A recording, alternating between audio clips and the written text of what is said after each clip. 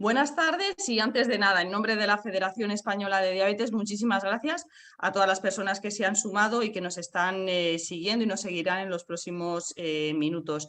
Vamos a celebrar, bueno, pues en breve un seminario que hemos titulado Diabetes y técnicas de inyección, un tema que se aborda mucho, pero que sí que es verdad y como luego nuestra ponente también recordará, es importante hacer un recordatorio, un repaso.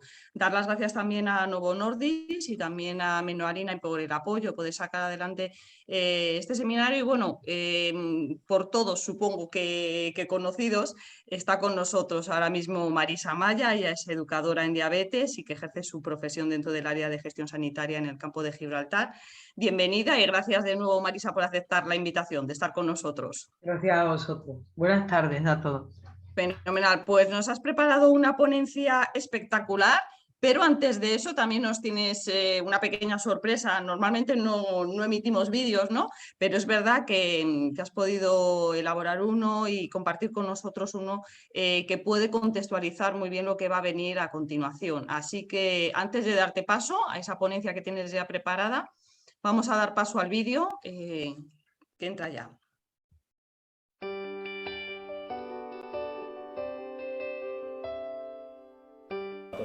Una técnica de inyección adecuada es esencial para el óptimo funcionamiento de la insulina y de otros medicamentos inyectables en la diabetes. Sin embargo, una técnica tan fácil no deja de ser compleja como cualquier técnica que se repite hasta la saciedad. En este caso, un paciente que está en casa y se va a inyectar y dado que lo hace continuamente, no presta atención ni a explorar sus zonas de inyección ni, por supuesto, a colocar previamente la aguja. Sin embargo, cuando evitamos una mala técnica y utilizamos correctamente, mediante una técnica adecuada de inyección de insulina, el paciente aprovecha y saca partido de todo el beneficio de su insulina. En este caso, el mismo paciente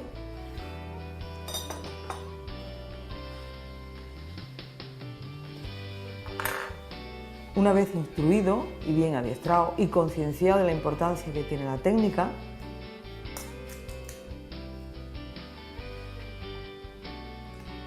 va a modificar y a cambiar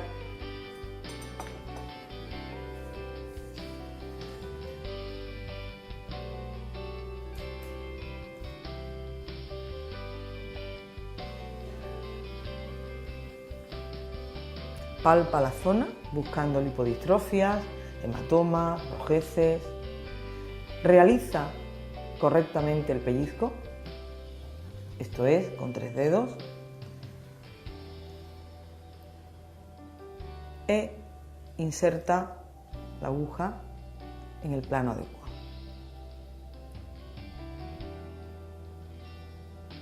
Saca la aguja, suelta el pellizco y desecha correctamente el material punzante.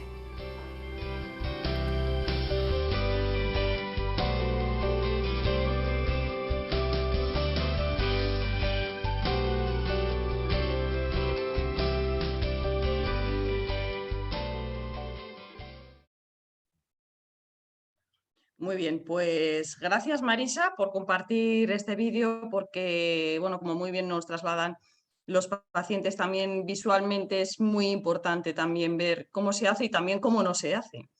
Muy bien, pues dicho esto, vamos a darte ya paso para la presentación que nos has preparado y bueno, mientras se va cargando, comentar que después o durante incluso la intervención de Marisa, la gente que nos está siguiendo ya puede ir lanzando todas las preguntas a través del chat o también del apartado que tenemos abierto de preguntas y respuestas para que después de esa media hora, 35 minutos aproximadamente, Marisa, demos paso ya al debate. Así que sin más, yo ya te cedo la palabra y todo tuyo. Adelante.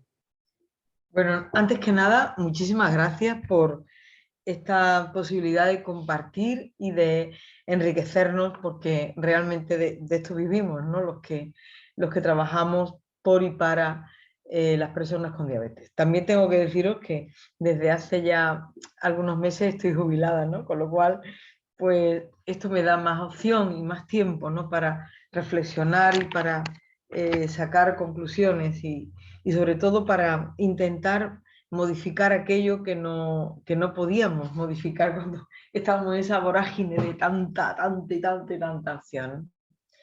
Bueno, tengo que deciros que la técnica de inyección de insulina, la técnica correcta evidentemente, ha sido una de nuestras líneas de investigación desde hace tiempo inmemorial. ¿Por qué? Porque partíamos de una base, y es que si tan buena era la insulina y si tan buenos son los sistemas que utilizamos para inyectarla, ¿por qué sin embargo seguimos teniendo tantos problemas para alcanzar el control o los targets, el objetivo glucémico, ¿no? Y bueno, y desde hace un tiempo decidimos que teníamos que invertir tiempo, esfuerzo y sobre todo cambiar tener la mente muy abierta. Entonces yo os traigo una presentación que tiene que ver con evidentemente la técnica correcta de administración de insulinas, pero también tiene que ver fundamentalmente con los problemas derivados de una mala técnica, y en este caso es la aparición de lipohipertrofia, y ahora veremos por qué. Voy a intentar, creo que...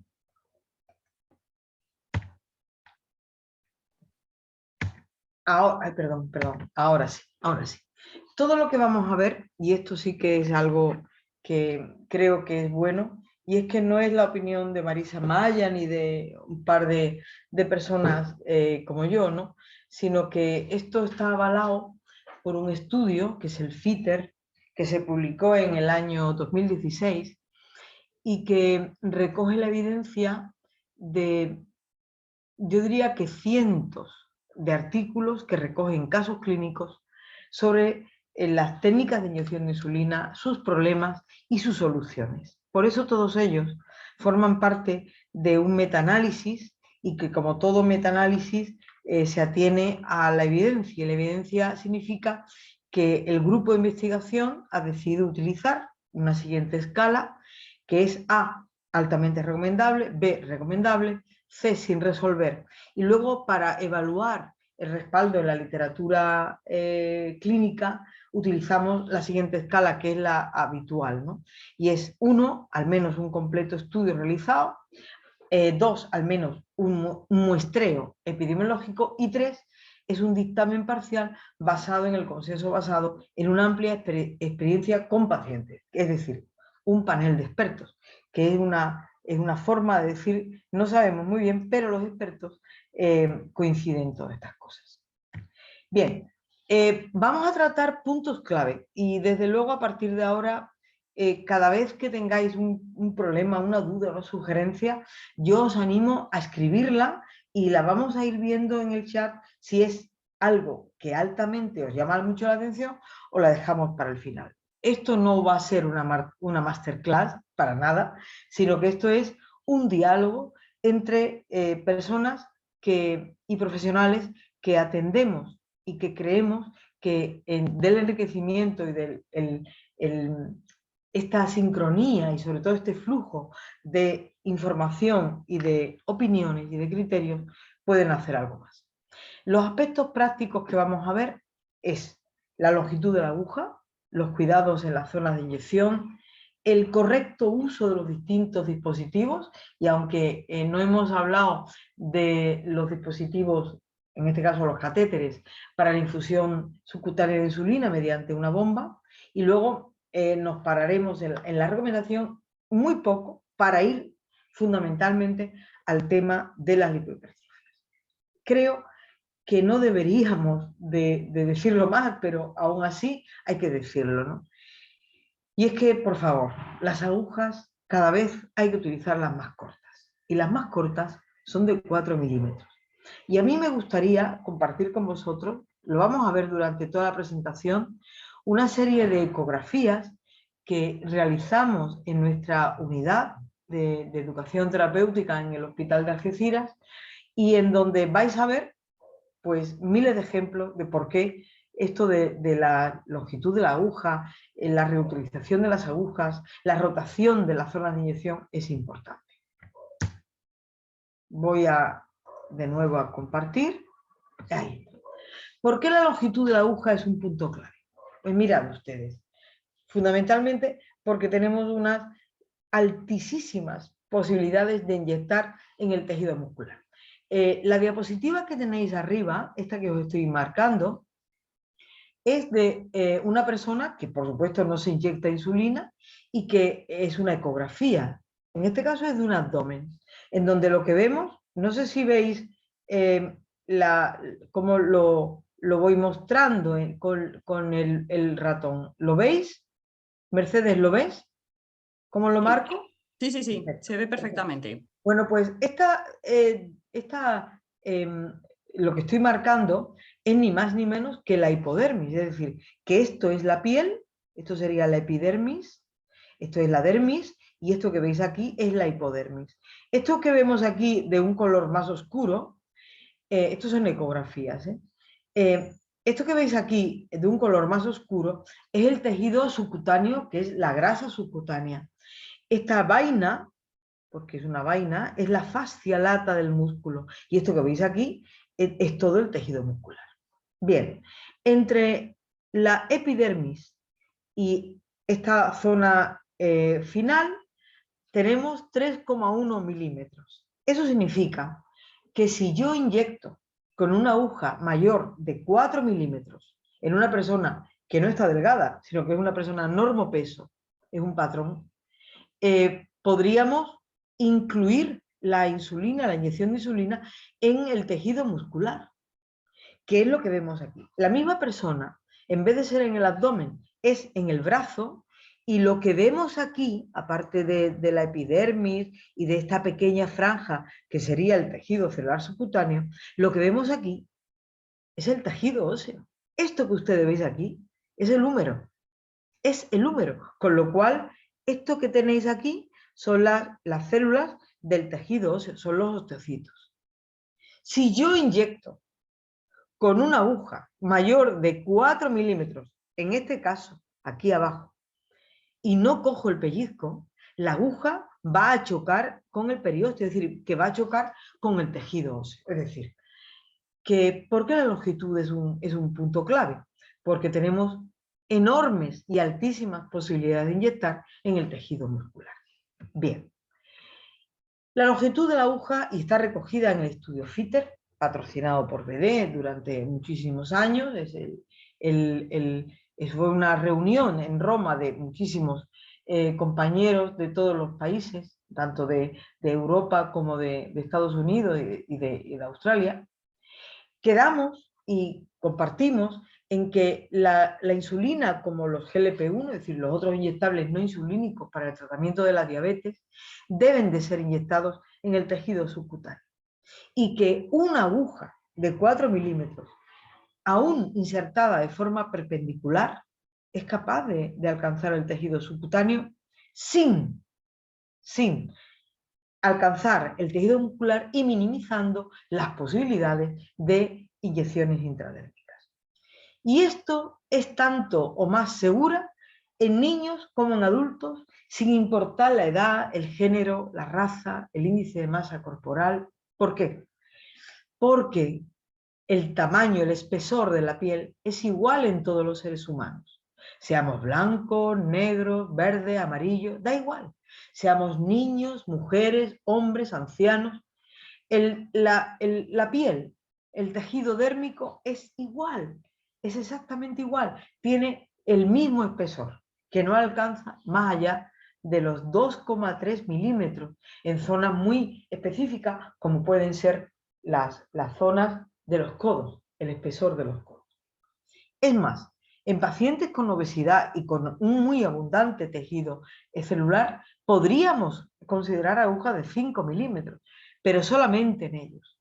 Y luego veremos, según la cantidad de tejido celular subcutáneo, si hay que coger pellizco o no hay que coger pellizco. Fijaros, ¿de qué depende que yo tenga que coger pellizco? Pues todo dependerá de cómo nos exploremos a nosotros mismos o que los profesionales exploren a sus pacientes. ¿Por qué? Porque una misma persona puede necesitar agujas de 4 milímetros en el brazo cogiendo pellizco y sin embargo la misma aguja de 4 sin pellizco, utilizarla en el abdomen. ¿Por qué? Porque eso sí, no tenemos el mismo tejido celular subcutáneo en todas las partes del cuerpo. Eso sí que es muy variable. Por ello, el pliegue cutáneo va a depender de nuestro espesor, de nuestro tejido celular subcutáneo, no de nuestra piel. Y eso es importante aclararlo. Bien, vamos a ver que esto podamos continuar. Por favor, no podemos inyectar a través de la ropa. No podemos, por favor, inyectar en zonas inflamadas, en zonas con hematomas, en zonas que ya hemos detectado lipohipertrofias, con zonas con tatuajes, con edemas, con úlceras. Por favor, hay que ser muy cuidadosos. ¿Por qué? Porque hay que cuidar muchísimo nuestras zonas de inyección. Es la que tenemos y la que tenemos para toda la vida. Las desinfecciones fuera del ámbito hospitalario o del ámbito sanitario no hace falta, si somos personas limpias, es decir, que no hace falta utilizar ni alcohol ni agua oxigenada. En cualquiera de los casos, si utilizamos algún tipo de antiséptico, tenemos o que dejarlo secar antes o secar previamente la zona. ¿Por qué? Porque cualquier antiséptico, fundamentalmente el alcohol, va a endurecer nuestras zonas de inyección y eso no es lo que queremos. Queremos que nuestras zonas para poder administrarnos la insulina estén limpias, estén sanas, sin durezas y eso es fundamental. Yo quiero que recordemos la importancia que tiene una unidad de insulina. Ya sabemos que en niños o en quien utilizamos la insulina según la necesidad que tenemos por nuestros ratios, sabemos la importancia que tiene el 0,1, el 0,2, el 0,3, el 0,4, es decir, que una unidad de insulina que es menor que una gota de lluvia o un grano de arena puede desencadenar en nosotros una hipoglucemia porque no seamos capaces de haber inyectado toda la dosis que teníamos prevista, o se nos quede en no sabe dónde, o no se utilice, no se absorba, y por lo tanto tendremos lugar a una hiperglucemia. Por favor, la insulina es un bien preciado, por lo tanto tenemos que cuidar muy mucho su cantidad y su dosis. Tenemos que tener muy en cuenta el goteo al conectar el cartucho y la aguja para la pluma. Tenemos que asegurarnos de que nuestras agujas tienen un certificado por la ISO, que es la Internacional para la Seguridad del Paciente, y que sea compatible con cada pluma. Tenemos que colocar en posición la aguja siguiendo el eje de la pluma, no torciéndola, porque eso puede dar lugar a verdaderos problemas. Y hay que perforar directamente el tapón del cartucho. Hay grandes problemas que nos lo cuentan los pacientes cuando nos dicen, mira Marisa, ¿sabes qué pasa? Que cuando me pincho, ¿no? Luego cuando retiro la pluma, la retiro con la aguja evidentemente, noto la piel como llena de agua, como mojada. ¿Y eso a qué es posible? Creo que es importante que pensemos muy bien todo lo que puede ocurrir para evitar las fugas y los reflujos. Fundamentalmente tiene que ver con dos causas. Primero, con la calidad de la aguja. No todas las agujas son iguales. La normativa europea nos dice que el diámetro externo de la aguja tiene que cumplir una serie de normas, pero no dice nada del diámetro interno. Una aguja que no esté bien pulida interiormente es una aguja que, aun conservando el diámetro externo, tiene una luz muy estrecha. ¿Eso qué ocurre? Que cuando inyectamos insulina es como si pusiéramos una manguera que hemos apretado la parte donde sale el agua. ¿Qué es lo que ocurre entonces? Que el agua, en este caso la insulina, sale a presión. Y esa presión lacera nuestros tejidos, vulnera nuestros tejidos, hace daño a nuestros tejidos, con lo cual no podemos absorber la insulina correctamente. Y otra parte importante tiene que ver con el volumen a inyectar. Por eso existen insulinas que vienen más concentradas, aparte de la U100, que ha sido siempre el gold estándar. Tenemos insulinas que vienen concentradas a U200 y tenemos insulinas que vienen concentradas a U300. ¿Eso qué significa? Pues porque por cada milímetro podemos obtener 100, 200 o 300 unidades. Eso hace que con la misma cantidad y utilizando concentraciones de U300, el volumen a inyectar es muchísimo más pequeño. ¿Y eso por qué es? Para evitar los reflujos. Las pautas holandesas y alemanas recomiendan en insulinas que están concentradas a U100 unidades que dividamos la dosis cuando ésta sea mayor a 50 unidades. Es decir, que si yo me tengo que poner 70 unidades de insulina, me ponga 35 unidades en una parte y 35 unidades en la otra. ¿Para qué? Para evitar los reflujos, para evitar las fugas, para evitar que no pueda absorber la totalidad de la dosis de insulina. Bueno, vamos a seguir. Esto es todo el mundo, ¿cómo hacemos? Hay que cebar. Cebar significa que cuando yo coloco la aguja, fundamentalmente después de la apertura del primer dispositivo, yo veo aparecer en la punta de la aguja una gota de insulina. Si yo abro una pluma de insulina, la primera vez tengo que colocar mi aguja, colocar 6, 8 unidades y desecharlas. A partir de ahí, yo, tras colocar mi aguja de insulina, lo que tengo que hacer es apretar el émbolo y observar que en la punta de la aguja que yo he colocado aparece una gota de insulina. Si es así, yo tengo la seguridad de que la insulina es capaz de perforar y de atravesar el caucho. El botón dosificador no debe de tocarse hasta que la aguja esté insertada perfectamente dentro de la piel. Y que una vez que haya inyectado el total de dosis, tengo que esperar y contar al menos hasta 10. Hay fabricantes que hablan de 4 segundos, otros que hablan de 6. Yo siempre les he dicho a mis pacientes que esperemos hasta 10. No hay prisas. Esperemos hasta 10. Es decir, insertemos la aguja, apretemos el botón dosificador y cuente hasta 10. 1, 2, 3, 4, 5, 6, 7, 8, 9 y 10. Y una vez así, entonces extraiga la aguja. ¿Eso para qué es? Para evitar que parte de la insulina se quede o bien en el botón dosificador o en el ángulo, en el espacio muerto de la propia aguja. Las agujas no pueden permanecer colocadas en la pluma entre una y otra inyección, por favor, por favor. Eso hace que podamos contaminar el interior de cada aguja, de cada pluma, perdón, porque lo que aquí dentro es insulina. Y la aguja lo que hace es poner en comunicación el exterior con la insulina, con lo cual si la dejo puesta, la insulina puede contaminarse. Por favor. Entre cada inyección hay que retirar la aguja después de finalizar una inyección y dejar el dispositivo totalmente sellado con su capuchón hasta la próxima dosis de insulina, hasta la próxima inyección. De esta forma, aparte de la contaminación, evitamos el riesgo de la reutilización de las agujas, que luego veremos. Y por favor, las agujas de las plumas solo deben de utilizarse una sola vez. Luego veremos.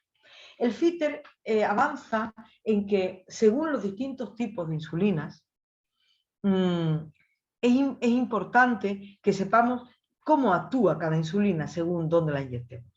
Afortunadamente, y cada vez más, utilizamos en multidosis insulinas que son o análogos de insulinas rápidas o análogos de insulinas lentas, con lo cual las insulinas intermedias NPH o las insulinas clásicas rápidas como la regular o la Actrapid no son muy utilizadas en nuestros domicilios. Por lo tanto, tenemos que saber que los análogos de insulina de acción rápida pueden inyectarse en cualquier lugar, pero mucho cuidado. Si yo inyecto insulina rápida, análogo de rápida, FAST, Lispro, Glulisina, Aspart, y yo, sí, Glulisina, si yo la inyecto, por ejemplo, en mí, es un helicóptero, es que tenemos Gibraltar aquí al lado, claro. Si yo, por ejemplo, inyecto la insulina directamente, incluso aunque sea en músculo, si yo me quedo así quieta, no pasa nada.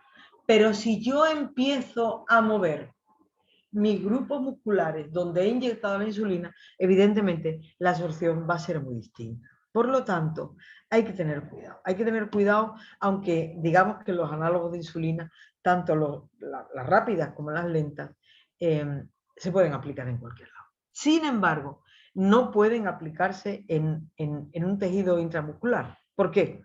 Porque los estudios han mostrado que la velocidad de absorción es distinta en el músculo que en el tejido celular subcutáneo. Es más, en algunas insulinas ultralentas, como pueden ser la de Gludec U200, U100 o la Glargina U300, tenemos que tener mucho cuidado. ¿Por qué? Porque las hipoglucemias que podemos experimentar pueden ser muy atípicas y no ir acompañadas de los síntomas que ya conocemos, sino que a lo mejor pueden ir acompañadas de síntomas muy diversos y muy distintos y que tienen que ver más con la neuroglucopenia que con la deprivación adrenérgica. Bien, voy a pasar de esto porque afortunadamente cada vez menos. Por favor, aquellas personas que se inyecten insulina que está turbia en el bolígrafo, por favor, antes de inyectarla, hay que girarla un mínimo de 20 veces entre nuestras manos, o bien hay que deslizarla de esta forma que os estoy diciendo, al menos 20 veces. ¿Para qué? Para inyectarme realmente insulina, no para inyectarme un concentrado de insulina o para inyectarme el excipiente que va con la insulina. Esto da lugar a que personas que no mueven, que no giran, que no mezclan correctamente la insulina, utilizando este tipo de insulina, puedan tener de pronto hipoglucemias sin venir a cuento o, sin embargo, hiperglucemia porque la insulina no ha hecho su acción correctamente. La secuencia, que esta es la que vemos, sería colocar la aguja, cebar la pluma, seleccionar dosis y esta es la frecuencia que vemos. Para terminar, desechando la aguja de forma segura. Luego veremos, por favor, de qué forma. Bien, la conservación de la insulina. Y ahora que viene el calor, y sobre todo vosotros que lo tenéis más que nosotros aquí en el sur de Cádiz, aunque ahora mismo estoy sudando, la insulina es un muy bien preciado. Es igual que un trozo de carne, un trozo de pescado, es una proteína. Por lo tanto, hay que evitar que la expongamos, hay que evitar exponerlas a la acción del calor, a la acción de la luz. Hay que guardar la insulina que no estamos utilizando en la nevera, donde no haya posibilidad de que se congele. ¿Por qué? Porque la insulina que se congela es una insulina que pierde su efectividad. Y la insulina que estamos utilizando, ¿dónde es mejor guardarla? En nuestra mesita de noche, allí donde no le da la luz, donde es un ambiente estable, ni hay mucho calor, ni hay mucho frío. Que vivimos en una casa en donde se alcanzan dentro de la casa más de los 30 grados, hay que guardarla entonces en la nevera, incluso la que está en uso, y sacarla previamente unos 20 minutos para evitar inyectar la insulina que esté muy fría. ¿Por qué? Porque aparte de doler muchísimo, su cinética, su farmacocinética no es la que vamos a esperar. Bien, y yo voy a entrar directamente en lo que creo que sería lo que para mí es más interesante, ¿no? Y es las lipodistrofias. Mirad, aquí tenemos dos imágenes bien distintas de lo que es una lipodistrofia. La de arriba es una lipoatrofia, que es una pérdida del tejido celular subcutáneo, y lo que podemos ver en nuestro cuerpo es que hemos perdido, hay como unos hoyos, como unos ondulones, en donde no existe la piel, O bien podemos detectar en nuestro cuerpo unos bultos, fundamentalmente en aquellas zonas, una hinchazón en aquellas zonas en donde nos hemos inyectado la insulina hasta la exasperación. Bien, esto que ustedes veis aquí es la diferencia de lo que es una lipohipertrofia y lo que se ve detrás o debajo. Yo siempre pensé que había que investigar qué ocurría debajo de los bultos, qué ocurría debajo de esas hinchazones, qué pasaba debajo de esos bultos que los pacientes, incluso hasta yo misma, ¿no?, he podido tener a lo largo de mi vida después de inyectarme insulina. ¿Y sabéis qué pasó? Que mediante un ecógrafo vimos que es que no tenía nada que ver una piel normal, una persona que nunca se ha inyectado insulina, la veis aquí, la estoy señalando con el ratón, donde se ve perfectamente la separación entre la piel, el tejido graso y el músculo, de lo que pasaba debajo de una persona, debajo del bulto de una persona con una lipohipertrofia. Y lo que veis aquí es una pérdida de la solución de continuidad del tejido dérmico. Aquí no sabemos dónde empieza la piel y dónde empieza el tejido graso. Hay acumulaciones de tejidos, de inflamación, de líquidos. Esto es lo que ocurre debajo de una lipohipertrofia. Por eso, la insulina que inyectamos en esta zona, en esta parte, en este problema, es una insulina que no se absorbe. Es una insulina que no puede hacernos efecto. Y por lo tanto, muchas veces hemos subido la dosis hasta límites insospechados y sin embargo no hemos encontrado una respuesta. No nos ha bajado el azúcar. Y el problema de todo esto, ¿por qué es? Fundamentalmente porque hemos inyectado la insulina una y otra vez en el mismo lugar, en el mismo sitio, en una zona, pues a lo mejor como mucho, de 5 centímetros. Claro, esa insulina que se ha inyectado ahí ha hecho que el tejido reaccione y se forme como una especie de callo, una especie de cicatriz. Y en esa cicatriz no se puede absorber la insulina. Bien. Y además, si cogemos esas zonas tan hipertrofiadas de acúmulos de adipocitos, etcétera, etcétera, y la miramos por el microscopio, vemos que no solamente hay un aumento en el número de las células grasas, en el número de adipocitos, esta sería la piel normal y el adipocito. Eso es una zona subcutánea, es una biopsia de la zona subcutánea. Esto sería una zona sin lipohipertrofia y esto sería los adipocitos que nos encontramos. Pero si aumentamos más el tamaño del microscopio, lo que nos encontramos no solamente es un aumento, sino un aumento del tamaño. Fijaros estos gigantes adipocitos frente al tamaño normal de los adipocitos que tenemos a nuestra derecha. Es decir, que esto va más allá de tener un bulto.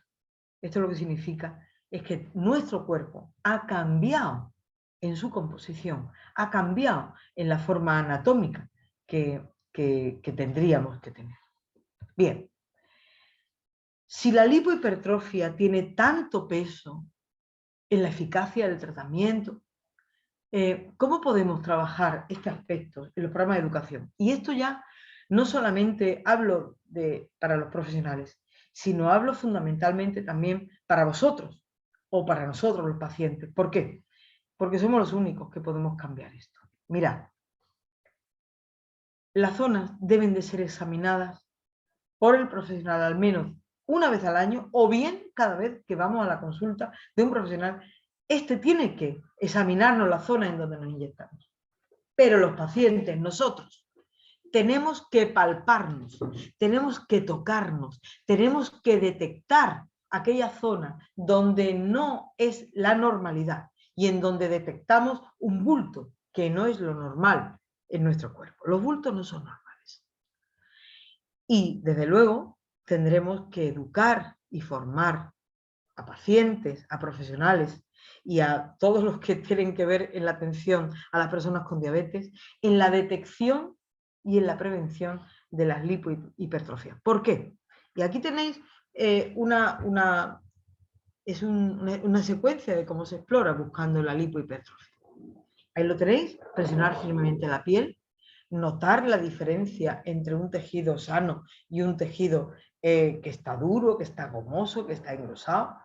Y tendremos que delimitar dónde está la lesión, porque hay lesiones muy pequeñas, del tamaño a lo mejor de una lenteja o de un garbanzo, mientras que hay otras lesiones que son del tamaño de una moneda de 2 euros. Aunque no sea muy grande los de euros, pero bueno, al menos es distinta. Es decir, que hay que saber dónde empieza mi lipohipertrofia y dónde termina. ¿Para qué? Para identificar, para señalar, para alertar. Tendremos que tener claro que en esta zona tenemos una lipohipertrofia y que en esta zona no nos podemos volver a pinchar. ¿Por qué? Porque de no hacerlo, no vamos a curar la zona. No vamos a curar la zona. Por favor, no volver a inyectar en una zona con lipohipertrofia. Si lo hacemos y seguimos haciéndolo, los requerimientos de insulina cada vez van a ser mayores. Y cuando utilicemos una zona limpia y hayamos subido 40 veces la dosis de nuestra insulina y la inyectemos en una zona limpia y se absorba al 100%, ¿qué puede ocurrir? Pues una lipohipertrofia terrible. Y la principal causa de las hipoglucemias son las lipohipertrofias. Es decir, utilizar una dosis inadecuada de insulina porque no absorbemos en lipohipertrofia e inyectarlas en una zona limpia.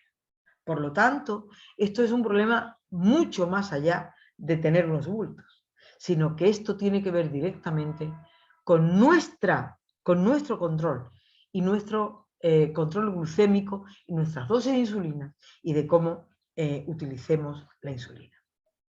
Los puntos claves, por lo tanto, es que, por favor, las inyecciones hay que rotarlas y hay que rotarlas entre 1 centímetro entre cada una de ellas. Y si utilizamos catéteres para la infusión de insulina, bombas, en vez de 1 centímetro tendremos que dejar un mínimo de 3. ¿Por qué?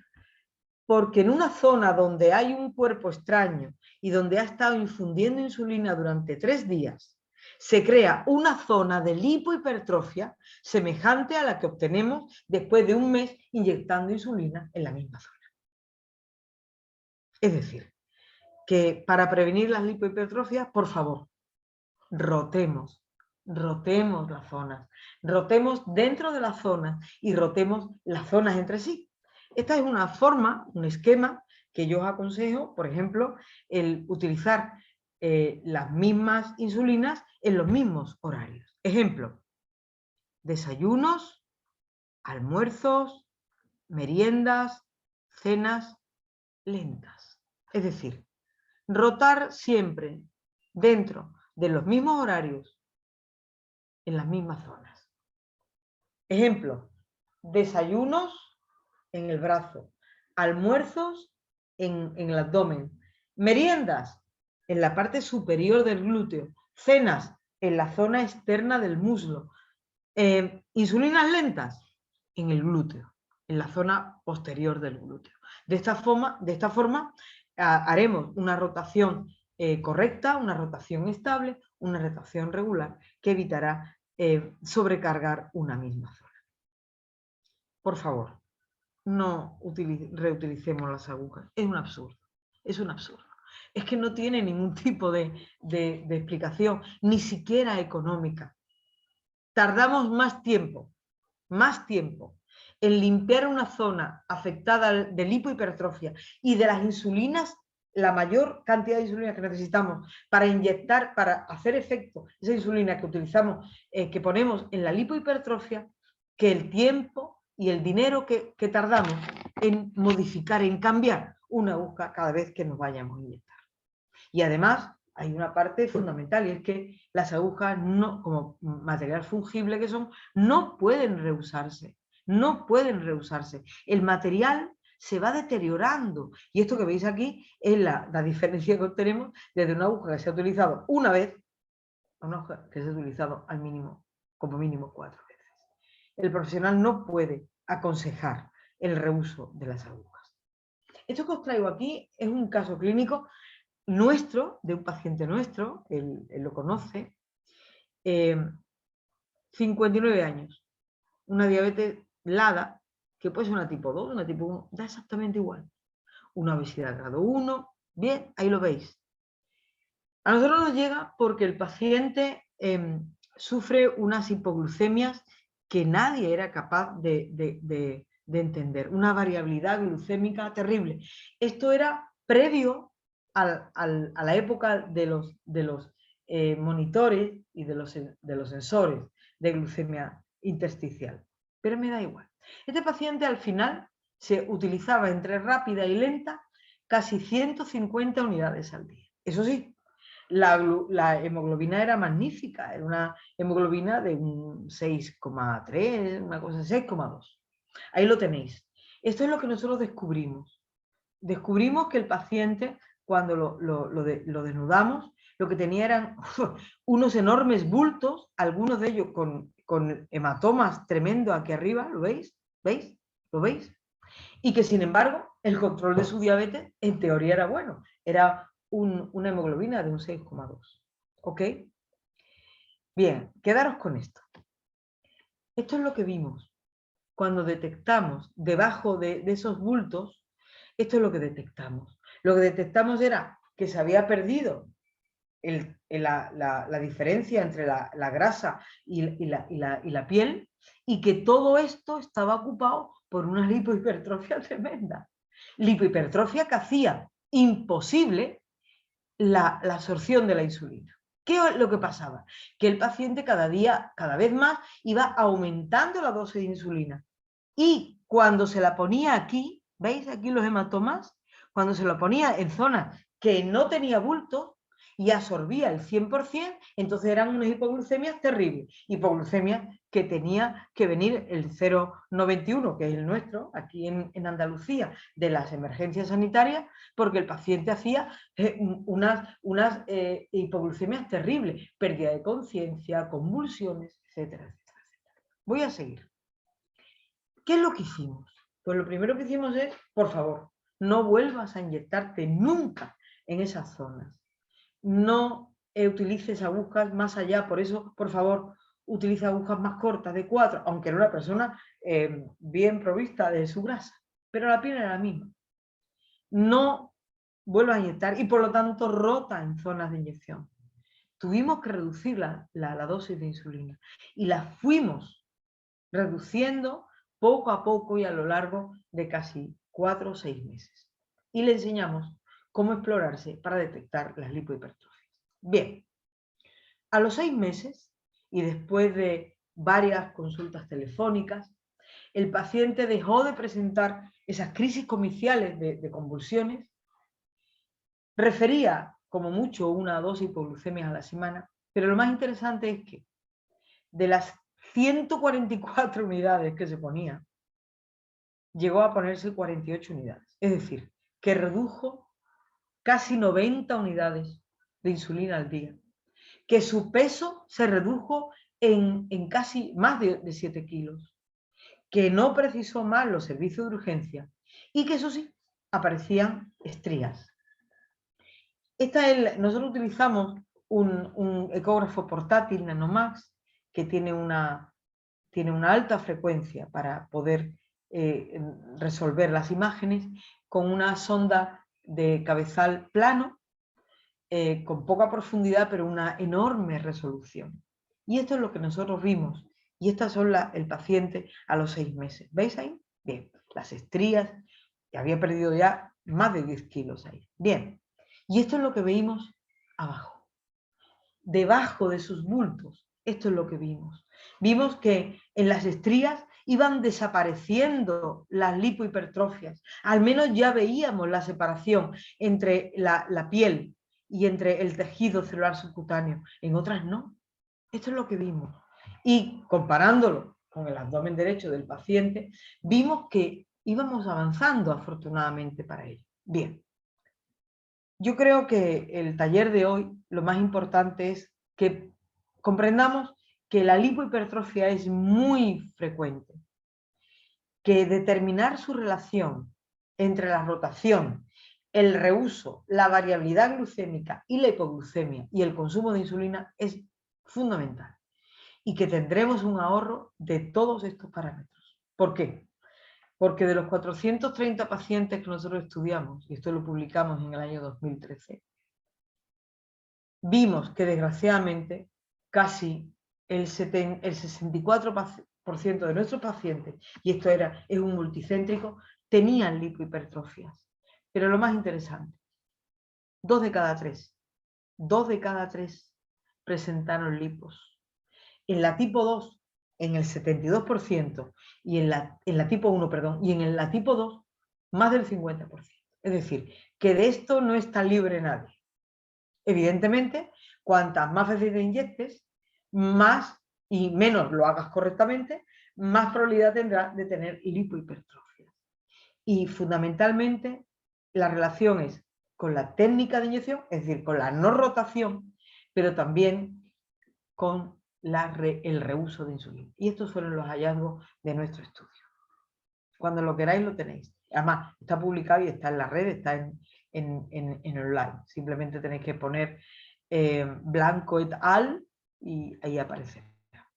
Pero lo más importante, y para nosotros sí que tenía una gran trascendencia clínica, es que pasaba con la hipoglucemia, con la variabilidad y con el reuso de las agujas. Y resulta que aunque no fue una relación causal, sí que se asoció la aparición de lipohipertrofia con la reutilización de las agujas. De tal forma que entre el 39, casi el 40% de hipoglucemia con lipohipertrofia al solamente el 6% que no reutilizaban las agujas y que rotaban correctamente. Si queréis podemos hablar luego. Y como las conclusiones de lo que decía Mercedes, por favor, ¿qué podemos llevarnos a casa? La rotación correcta del lugar de inyección es un factor fundamental en la prevención de las lipohipertrofias. Y que evitar la lipohipertrofia hace más que nada por variar o por disminuir la variabilidad glucémica, por disminuir las hipoglucemias, por disminuir el consumo de insulina y, por supuesto, los costes sanitarios. Aunque no sea ahora mismo un tema de debate en este taller, en esta presentación, ahí tenéis, ¿no? Es decir, que en nuestro cupo de pacientes, 430 pacientes, pero que no éramos solamente Cádiz, que aquí había pacientes de Valencia, de Asturias, de Galicia, 433 pacientes. Sí que demostramos que el prevenir las lipohipertrofias, no pinchar en ellas, ahorrábamos al sistema sanitario español casi o más de 122 millones de euros. No podemos cambiar la naturaleza de la insulina. No podemos evitarla administrarla por vía subcutánea, ya sea en multidosis o con bombas. Pero sí podemos instruir a los pacientes en la correcta técnica de administración de insulina, enseñar a rotar correctamente, enseñar al paciente a tocarse y detectar las zonas con lipohipertrofia y, por favor, evitar el reuso o la reutilización de las agujas. Bueno, Mercedes, yo a partir de ahora estoy para lo que ustedes queráis. Fenomenal. Bueno, gracias a ti, Marisa, la verdad que muy interesante y al final es lo que viene como conclusión, ¿no? El dominar o realizar unas adecuadas técnicas de inyección al final es calidad de vida. O sea, es lo que también nos vienes a poner sobre la mesa. Antes de comenzar con las preguntas, que sí que nos han llegado alguna vía email también de manera previa, has hecho mucho énfasis, sobre todo en el tema del te lo iba a preguntar, si es tan elevado, porque has hecho mucho énfasis, ¿no? De encontraros con pacientes durante vuestro ejercicio profesional con las lipohipertrofias. has comentado que sí, que es muy habitual, pero ¿cuál es, que también lo preguntan de cierta manera los pacientes, cuál es el principal motivo? ¿Falta de educación diabetológica en las adecuadas técnicas de inyección o Yo falta de creo, reciclaje o que mira, los formadores Mercedes, también se les tiene que formar? claro, Mercedes, eh, mm, fundamentalmente hay dos factores. El más importante, primero, el tiempo de evolución. Porque claro, cuanto más tiempo tienes, más tiempo de evolución tienes, más veces te han inyectado insulina. Pero incluso en pacientes que llevaban más de 30 años, si estos pacientes no tenían lipohipertrofia, no tenían problemas. Es decir, la lipohipertrofia está muy, vamos, fundamentalmente relacionada con la no rotación de las zonas de inyección. Es decir, de utilizar zonas muy pequeñas y rotar dentro de esas mismas zonas. Hay personas que me dicen, no, yo me pongo aquí, aquí, aquí, aquí, aquí. Eso no sirve. Uno tiene que pensar su cuerpo, porque tenemos un solo cuerpo para inyectarnos todas las insulinas que necesitemos. Y utilizar todas las zonas de inyección y rotarlas de una forma estructurada. Lo he dicho. Rotar dentro de cada zona, en cada horario. Desayunos, almuerzos, meriendas, cenas, y cada 2 semanas o una semana cambiamos de lugar. Tenemos nuestro cuerpo, lo dividimos en 2 partes, delante, detrás, derecha e izquierda. Cada 15 días en un lugar y en los distintos lugares y rotamos al siguiente. Esa es la única forma que tenemos de evitar la aparición de lipohipertrofia. Y evitando la aparición de lipohipertrofias, evitamos las hipoglucemias no percibida y la hipoglucemia que no, la variabilidad glucémica y el alto consumo de dosis de insulina. Pues nada, ahí tomamos nota de la rotación tan importante que es. Nos pregunta también ahora a través del chat una persona que nos está siguiendo y traslada lo siguiente: Marisa, tengo bomba de insulina, por lo que me inyecto insulina pocas veces, pero ¿puede aparecer lipohipertrofia por la implantación del catéter? Sí, claro que sí. ¿Por qué? Porque desgraciadamente el catéter, o por suerte por desgracia, el catéter está 72 horas. Y el principal causa de la lipohipertrofia es la naturaleza de la insulina. La insulina es una hormona anabólica que favorece el crecimiento de tejido a todos los niveles. Si yo tengo un catéter que está 3 días insertado en la piel, infundiendo insulina continuamente, cuando lo retiro, esa zona está dañada. Luego tengo que irme a otra zona. Desgraciadamente, tanto la inyección de insulina como la inserción de catéteres para las bombas de insulina es un acto automático. Lo hacemos de una forma que no lo pensamos, no tocamos la zona, no vemos dónde tenemos los bultos y volvemos a pinchar una y otra vez en el mismo lugar. Y zonas así de pequeñas reciben a lo mejor, pues en una persona que tenga una bomba de insulina, en el transcurso de un mes, hasta 3 catéteres. Porque claro, aunque tú cambies cada 3 días de zona, la zona que tú has dejado hace 3 días sigue dañada. Luego tendrás que buscar otras zonas, como los brazos, como los muslos, como los glúteos, y no ceñirse exclusivamente a la zona del abdomen, que desgraciadamente es lo que hacemos en la mayoría de los casos. Fenomenal, Marisa. Aquí esta persona tiene una duda que yo creo que se la puede resolver y a lo mejor hacer énfasis quizás el motivo de por qué, ¿no? No sabe si ha entendido muy bien de si se pinchan 6 veces al día, esto se requeriría 6 agujas. Si lo puedes explicar y lo del Sí, no, absolutamente. la reutilización. Absolutamente, absolutamente, absolutamente. Una inyección de insulina, una nueva aguja. Aguja que no puede quedarse en la pluma entre una y otra inyección. La pluma entre inyecciones tiene que estar limpia. No puede tener aguja. No puede contaminarse, por favor. Si yo me pusiera una dosis al día de insulina o una vacuna cada X meses, no habría problema. Pero si yo me tengo que inyectar 6 veces al día insulina, yo tengo que cuidar mi piel como si fuera oro, porque es la única que tengo. Es la única que tengo. Una inyección de insulina, una aguja, por favor. y desecharla inmediatamente después de haberla utilizado. Una aguja reutilizada es una aguja que hace daño, es una aguja que puede además obstruirse, que no deja pasar la insulina, que hace que a lo mejor la insulina no se introduzca en mi cuerpo, que salga fuera. Exacto, No sí. hay dinero suficiente para pagar la cantidad y el problema que supone una lipohipertrofia, una sola en un paciente. Pues también esa recomendación muy importante, por lo que has comentado al final, que supone esa calidad de vida. Hay otro paciente también, Marisa, que nos comenta, los pacientes que se autoinyectan la insulinas, les es muy difícil cogerse pellizco en los brazos. ¿En este caso no habría problema en ponérselo sin pellizco ahí? Si utilizas, por ejemplo, agujas de 4 y angulas el bolígrafo, es decir, que no lo utilizas de una forma a 90 grados, sino que la angulas a 45, no habría problema. Pero eso sí, yo aconsejo un espejo para tú visualizar realmente dónde estás inyectando la insulina. Vale, perfecto.